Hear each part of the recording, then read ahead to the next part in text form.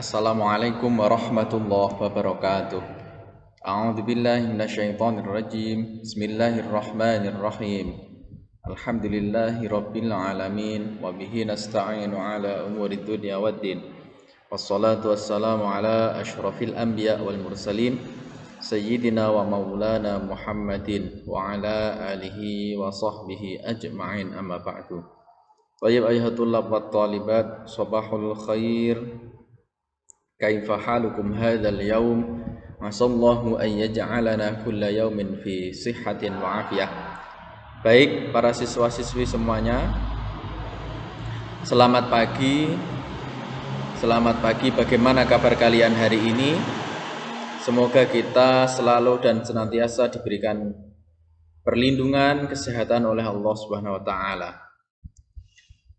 Tapi pada kesempatan video kali ini kita lanjutkan pembahasan kita, yakni tentang al-mabhas as-salis.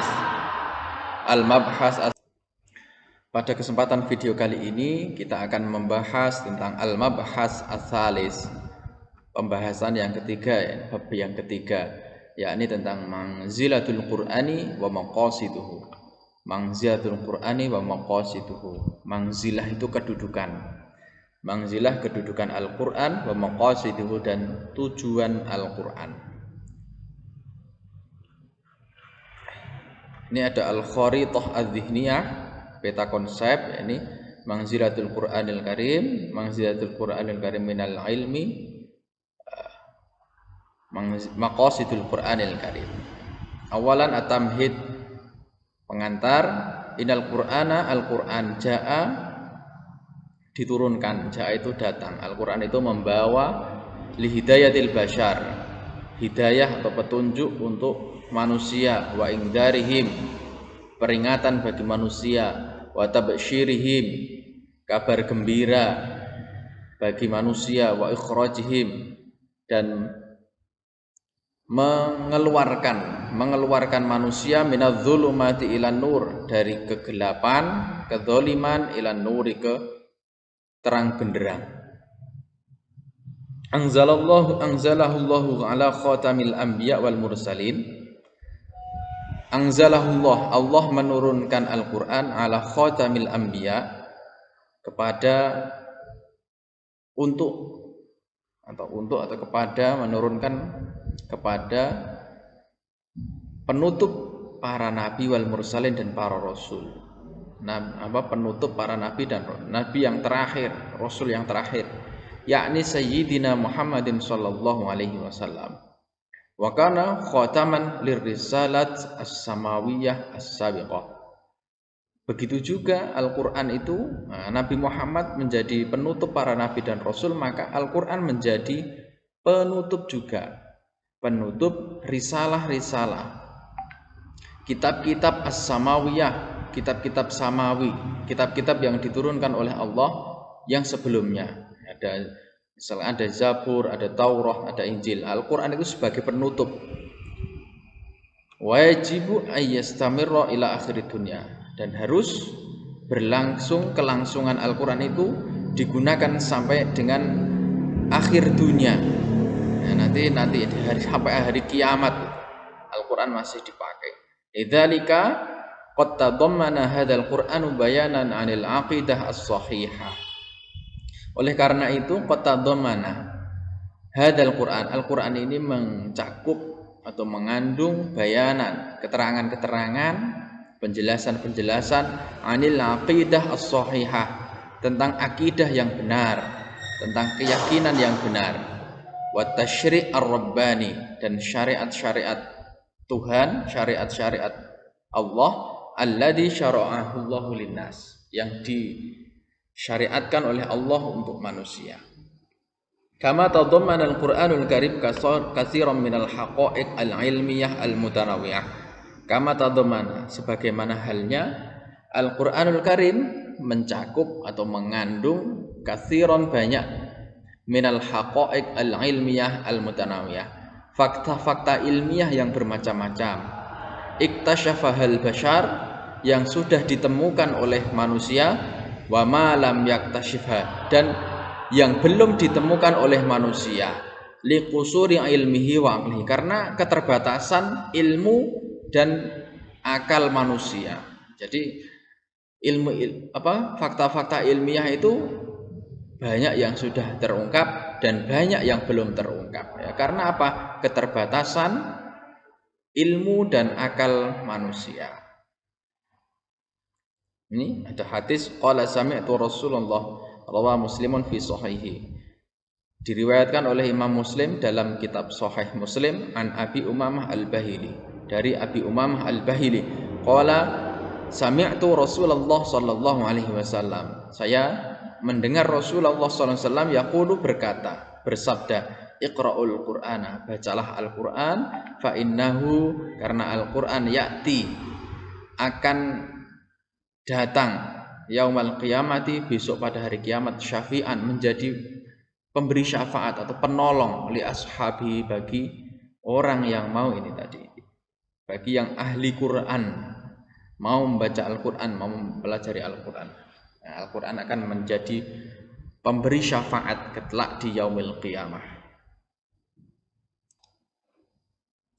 Selanjutnya kita bahas ini tentang kedudukan dan fungsi Al-Quran ini.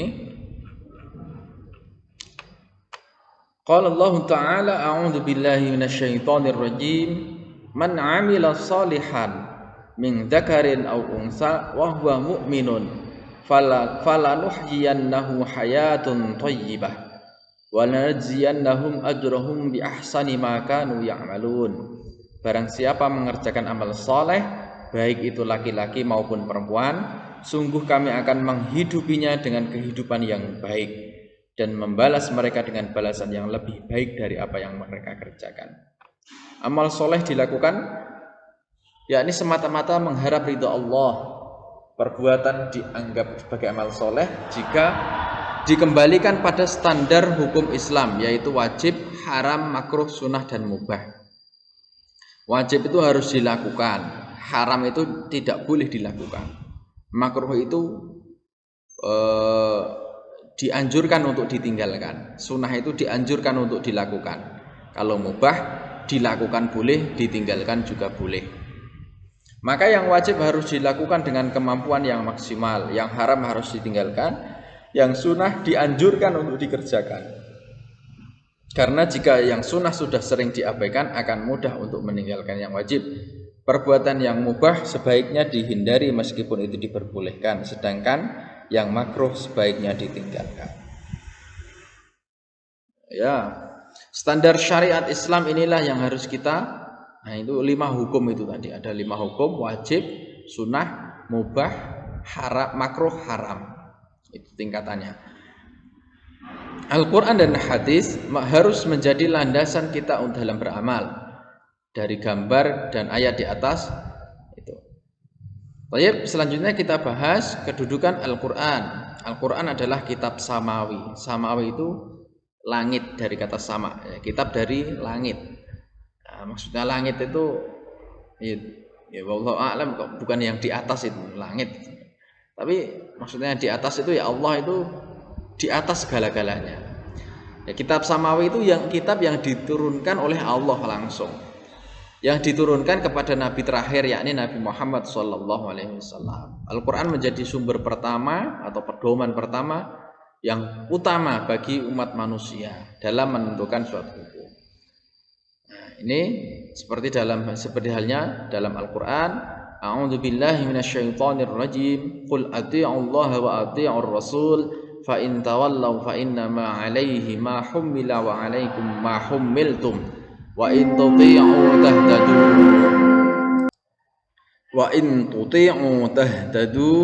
in tuti'uhu tahtadu wa ma 'alar rasuli illa al-balaghul mubin.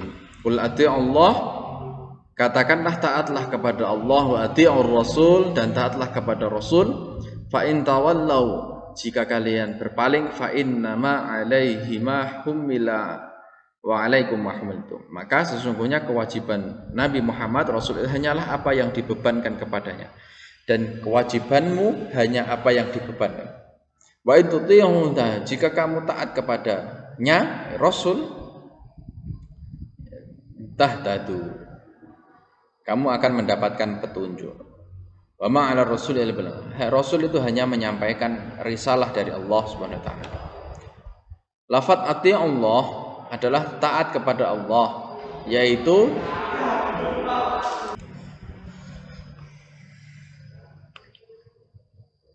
lafaz ati Allah, taat kepada Allah yaitu dengan mentaati apa yang Allah firmankan dalam Al-Qur'an.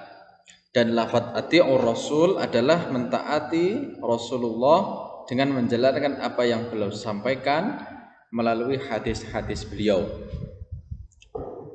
Jadi pedoman kita adalah Al-Qur'an dan hadis. Dalam melakukan penggalian hukum atau ijtihad, jadi menentukan hukum wajib, hukum sunnah, hukum mubah, hukum makruh, haram itu dinamakan ijtihad. Seseorang harus menjadikan Al-Quran dan hadis sebagai pedomannya dalam berijtihad. Begitulah kedudukan Al-Quran dalam Islam dengan kemuliaan Al-Quran. Umat ini akan mulia dan siapa saja yang memuliakan Al-Quran serta menjadikannya sebagai pedoman hidup, maka ia akan mulia seperti kitab Al-Quran itu. Jadi dalam berijtihad itu dasar yang pertama adalah Al-Quran dan hadis. Tapi kalau sekarang tidak bisa, ijtihad itu tidak bisa. Apa? Karena seorang yang hendak berijtihad itu syaratnya sangat berat. Harus hafal berapa ratus ribu hadis. Hafal Al-Quran. Kemudian selanjutnya fungsi Al-Quranul Karim. Fungsi Al-Quranul Karim yaitu tentunya Al-Quran itu mempunyai fungsi dan tujuan. Diturunkannya oleh Allah kepada Rasulullah, yaitu untuk mengatur kehidupan umat manusia. Ini secara umum mengatur kehidupan umat manusia, terutama umat Islam. Kemudian fungsi dan tujuannya secara khusus, yang pertama adalah sebagai petunjuk bagi umat manusia. Quran surah Al-Baqarah ayat 106. yakni syahrul Ramadan alladzi unzila fihi al-Qur'anu hudan lin-nasi wa bayyinatin minal huda wal furqan. Syahrul Ramadan, bulan Ramadan alladzi unzila fihi al-Qur'an, di mana bulan diturunkannya Al-Qur'an. Sebagai hudan, petunjuk lin-nasi bagi umat manusia, dan wa bayyinatin, dan sebagai penjelasan-penjelasan minal huda wal furqan, akan petunjuk dan pembeda antara yang benar dan yang batil. Nah, ini maka keluarga adalah dasar dari pendidikan karakter anak. Membiasakan untuk membaca dan mempelajari Al-Quran sangat dibutuhkan. Membiasakan untuk membaca dan memahami isinya akan menumbuhkan. Maka dari itu mari kita membiasakan untuk selalu membaca Al-Quran dan tentunya mempelajari makna dan isi dari Al-Quran itu. Lafaz hudal linnas berarti petunjuk bagi manusia. Maksudnya, apabila manusia menggunakan potensi akal yang dimiliki untuk berpikir tentang kebenaran yang ada dalam Al-Quran, maka ia akan mendapatkan hidayah. Kita itu diberikan akal pikiran, ya digunakan untuk mempelajari itu Al-Quran, untuk memeluk Islam sebagai agama yang benar dan membebaskan manusia dari penghambaan kepada selain Allah. Jadi memang petunjuk ini, hidayah itu datang dari Allah, supaya kita mau benar-benar menjadi hamba, menjadi seorang hamba yang menyembah kepada Allah. Juga sebagai petunjuk atau hudan bagi orang-orang yang bertakwa. Orang yang bertakwa akan terus berusaha untuk selalu dekat dengan Al-Quran. Tidak hanya sekedar membaca, ia akan menghafalkan semampunya dan mempelajarinya untuk diamalkan dalam kehidupan serta menyampaikan isinya kepada yang lain, agar jalan kehidupannya selalu berada di jalan yang benar. Ya, jadi kalau kita ingin benar, ingin di jalan yang lurus, berpedomanlah kepada Al-Quranul Karim. Nah, sekarang bagaimana Al-Quranul Karim kita belajar? Ya, kepada para kiai, para alim dan ulama. Sebagaimana hadis Rasulullah SAW, innal ladzi laisa fi jawfihi syai'un minal Qur'an kal baitil kharib. Innalladzi, sesungguhnya orang, laisa fi jawhi, yang dalam hatinya syai'un minal Qur'an, tidak ada Al-Qur'an sedikit pun yang dia hafal, maka hafalkan tidak hitung surat-surat pendek. Syukur-syukur punya keinginan untuk menghafalkan 30 juz. Maka kal baiti al-kharib, bagaikan rumah yang roboh hatinya itu. Jadi blegerirok, tapi tidak ada tiangnya. Ketoknya besar tapi tiangnya tidak kokoh. Sebagai petunjuk bagi manusia, artinya Al-Quran berisi tentang petunjuk tentang akidah. Akidah itu keyakinan, keimanan yang harus diyakini oleh manusia, yaitu meyakini bahwa Allah SWT adalah Tuhan yang harus disembah, asyhadu an la ilaha illallah, dan diagungkan sebagaimana ikrar manusia ketika masih dalam rahim ibunya. Jadi ketika dulu kita itu masih di rahim ibu, kalau masih ya tidak akan ingat ya, karena masih dalam rahim. Ini dalam Al-Quran disebutkan wa id akhadha rabbuka min bani adama min zuhurihim dzurriyyatahum wa ashhadahum ala anfusihim alastu bi rabbikum qalu bala syahidana an taqulu yaumal qiyamati inna kunna an hadza ghafilin. Wa id akhadha rabbuka, dan ingatlah ketika Tuhanmu mengeluarkanmu min bani adama min zuhurihim, dari sulb itu tulang belakang anak cucu Adam, keturunan mereka, dzurriyyatahum wa asyhadahum ala anfusihim, dan Allah mengambil kesaksian terhadap roh-ruh mereka. Allah itu bertanya kepada ruh-ruh yang ada dalam janin itu, alastu birabbikum, bukanlah aku ini Tuhanmu? Allah bertanya seperti itu. Mereka menjawab, roh-roh itu menjawab, betul, bala syahidana, betul kami bersaksi, kami lakukan yang benar, agar di hari kiamat kamu tidak mengatakan sesungguhnya ketika itu kami lengah terhadap ini. Nah, jadi itu.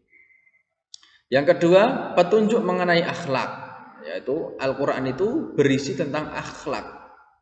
Akhlak baik itu akhlak kepada Al-Khaliq, Al-Khaliq itu sang pencipta yaitu Allah SWT, akhlak kepada makhluk, sesama makhluk, dan akhlak kepada dirinya sendiri. Makhluk itu tidak hanya manusia, makhluk itu bisa yang namanya makhluk itu ada malaikat, ada para nabi, kemudian ada tumbuh-tumbuhan, hewan, jin, dan lain sebagainya.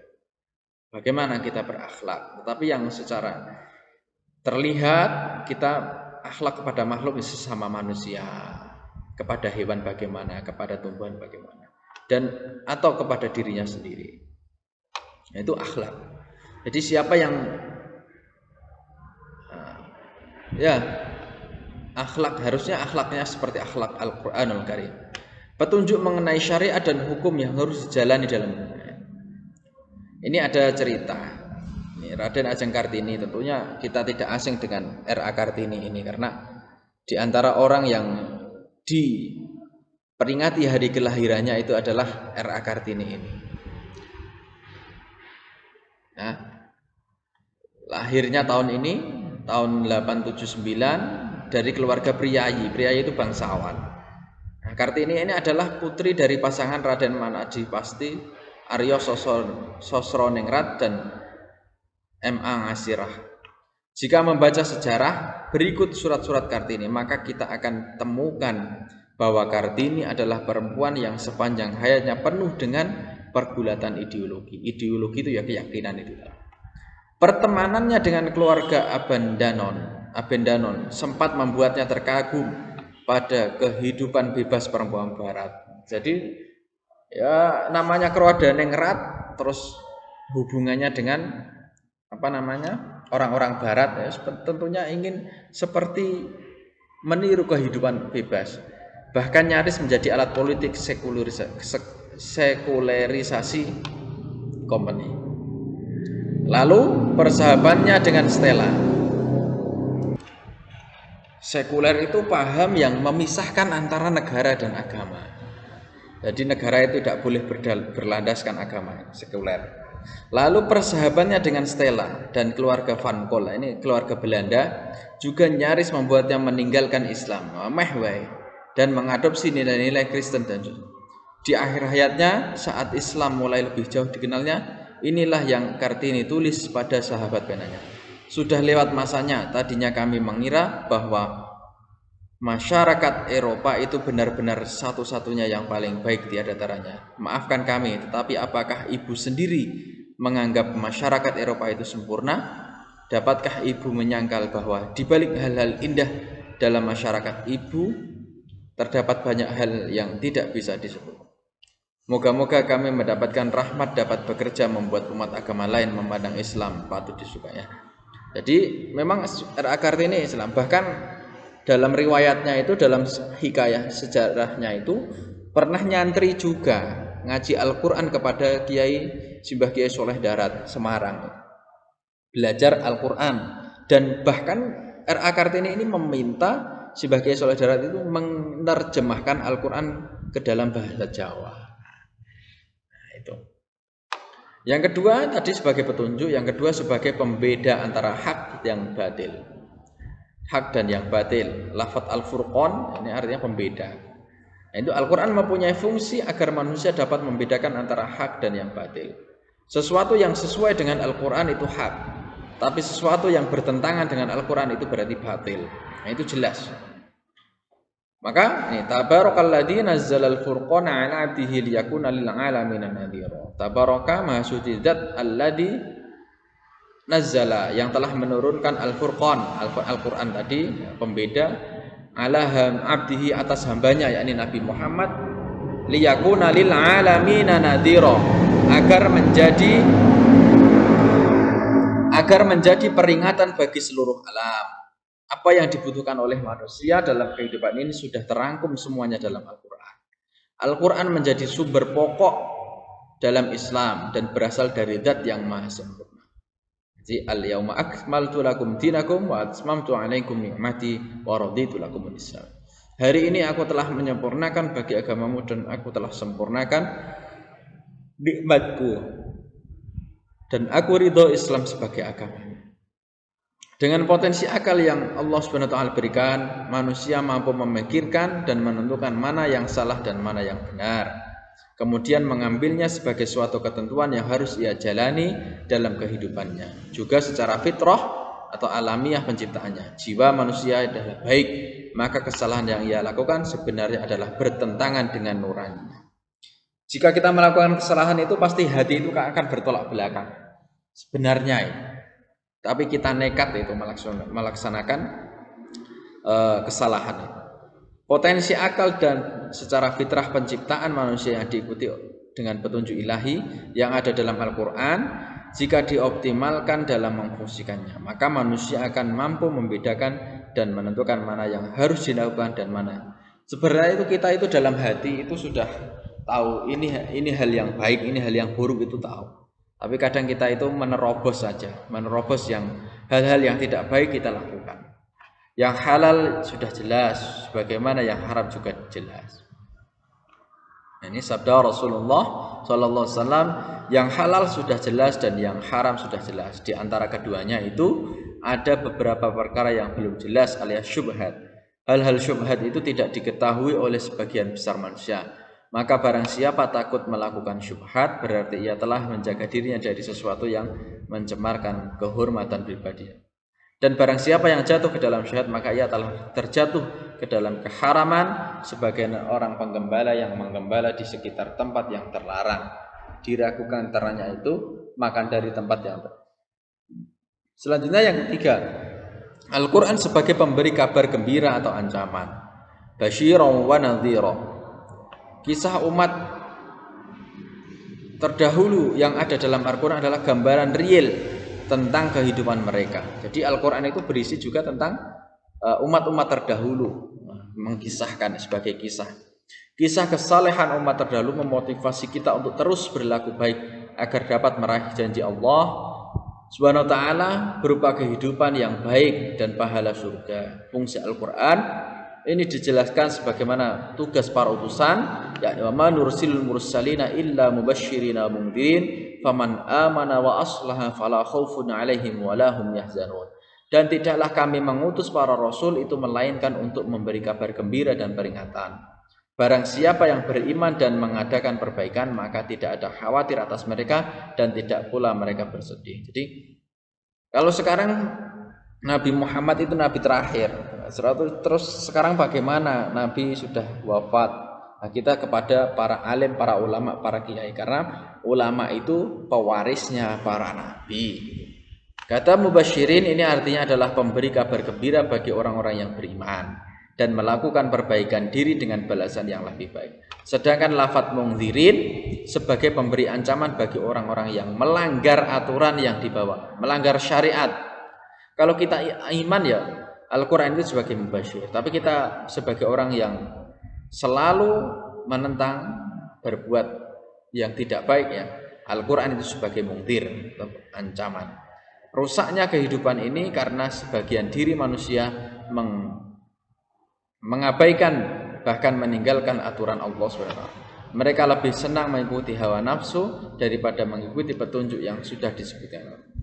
Selanjutnya Al-Quran itu sebagai obat, yakni syifa. Al-Quran sebagai obat atau penawar segala penyakit fisik maupun rohani. Sebagaimana dalam Al-Quran, nunazzilu minal Qur'ani ma huwa syifa' wa rahmah, fa huwa syifa'un wa rahmah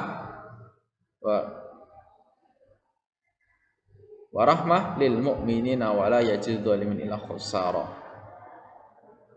Dan kami turunkan Al-Quran sebagai sesuatu yang menjadi obat dan rahmat bagi orang-orang yang beriman.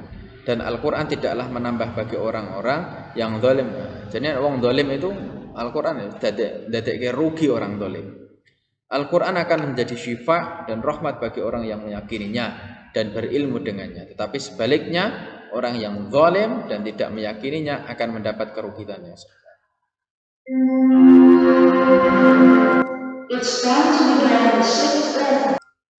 Menurut Imam Ibnu Katsir, tidak terdapat kebatilan dalam Al-Quran baik dari sisi depan maupun. Jadi Al-Quran itu semuanya hak, semuanya benar. Al-Quran merupakan penyembuh dan rahmat bagi orang-orang yang beriman, yaitu menghilangkan segala bentuk keraguan, kemunafikan, kesyirikan, penyimpangan, dan perselisihan. Imam Al-Muraghi menjelaskan sebagai rahmat adalah bahwa Al-Quran akan membebaskan orang-orang yang bertakwa dari adab dan memasukkannya ke dalam surga. Itu Al-Quran, syafaat Al-Quran itu tadi. Dengan demikian Al-Quran,